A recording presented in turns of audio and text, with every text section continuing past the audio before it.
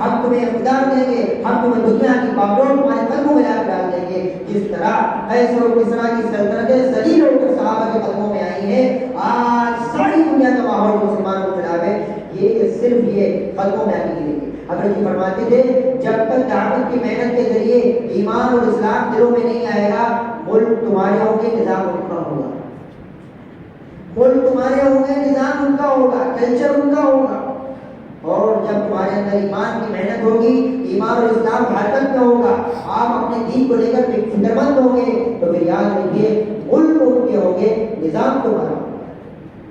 اس لیے بزرگوں دوستوں عزیزوں، آج ضرورت اس بات کی ہے کہ ہم سب عزائم کریں، ارادے کریں، وہ صحابہ کی اولادیں جو آج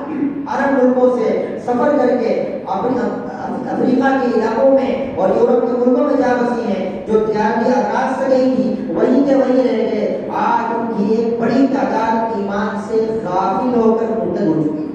انہیں واپس کون لائے گا؟ ابھی مفتی یعقوب صاحب اور مفتی زید صاحب انہوں نے دو کارگزاریاں اتنی دل دہلا دینے والے سنائی ہیں، ہم تو بتاتے ہوئے گھبرا جاتے ہیں۔ وہ خاندان اور وہ افراد جن کی 8 نسلوں کے بعد اہل بیت شروع ہو جاتے ہیں، جن کی نویں نسل میں اہل بیت کے اصحاب مل جاتے ہیں، ان کی نویں نسل کے پوتے، ان کا پورا خاندان اردن کے اندر، لبنان کے اندر پورا خاندان حصہ لے کے۔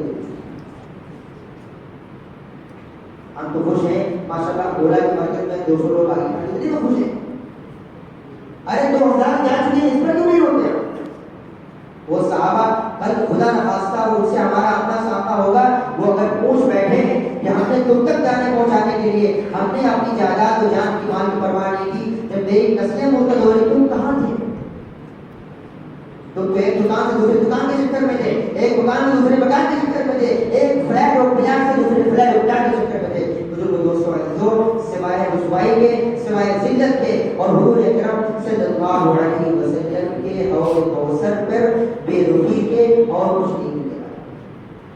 روایت میں آتا ہے حوض کوثر کی کئی چند لوگ پڑھ رہے ہوں گے، فرشتوں کو بکریوں کی طرح ہٹا رہے ہوں گے جہنم کی طرف، حضور پوچھیں گے یہ تو میرے امتی کو کہاں لے جا رہے ہو؟ فرشتے کہیں گے یا رسول اللہ آپ کو نہیں معلوم آپ کے جانے کے بعد انہوں نے آپ کے دین کے ساتھ کتنا ناروا سلوک کیا ہے، آپ کے دین کا کتنا کھلا ہوا مذاق کیا ہے، آج مسلمانوں کی شادیاں نہیں کی ہے، مسلمانوں کی تجارت کی معاملات نہیں کی ہے۔ یہ تجارت اور معاملات کا دین جب تک زندہ نہیں ہوگا، جب تک دعوت کی محنت میں اپنی جان، اپنا مال، اپنا وقت نہیں لگائیں گے۔ دعوت کی محنت سے ایمان بڑھے گا، ایمان بڑھے گا، بڑھتا ہوا ایمان اعمال پر کھڑا کرے گا، اور اللہ کے وعدے احکام کے ساتھ ہے، احکام ایمان کے ساتھ ہے، ایمان بنے گا، احکام پورے ہوں گے، احکام پورے ہوں گے، پورا دین پورے شعبوں میں زندہ ہوگا، پھر اللہ کی طرف سے جو نصرت کا مدد کا وعدہ ہے وہ وعدہ پورا ہوگا۔ اب اس کے لیے آپ حضرات عزائم کریں، نیت سے ارادے کریں، ہم سب اپنے وقت کو فارغ کر کے، وہ ہمارے بھائی جن کا